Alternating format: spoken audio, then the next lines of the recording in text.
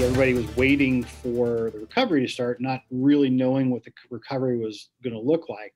Now that more people are being vaccinated against coronavirus, is it finally time for people to travel to Fort Wayne again? Thanks for choosing us tonight at 6. I'm Brian McElhatton. And I'm Krista Miller. As ABC 21's Corinne Rose explains, last year the pandemic devastated Fort Wayne's tourism and its economic impact.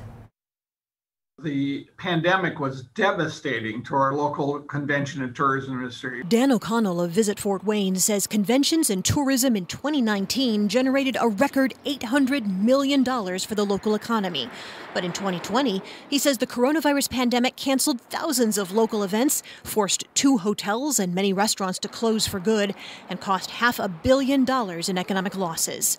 This year, he hopes a cautious rebound will produce more than $560 million for Allen County's hospitality industry and beyond. The U.S. Travel Association reports that 8 out of 10 people want to travel in the next 60 days. So vaccinations are taking that pent-up demand for travel and translating that into visitations. So we're seeing a record number of inquiries through our Facebook channels asking about our outdoor activities. That's what people are interested in. The Grand Wayne Center downtown lost $1.2 million last year in canceled business and had to dip into reserves to help with that loss.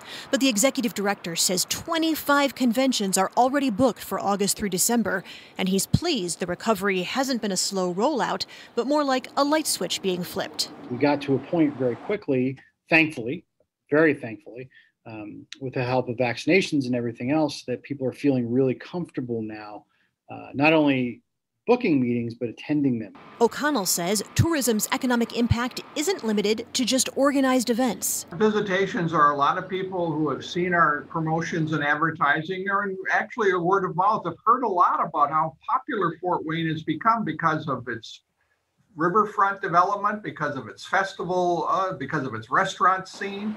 We're a very popular destination. The hope is that people will continue to visit the Summit City as more people get vaccinated and the coronavirus pandemic eases. Corinne Rose, ABC 21.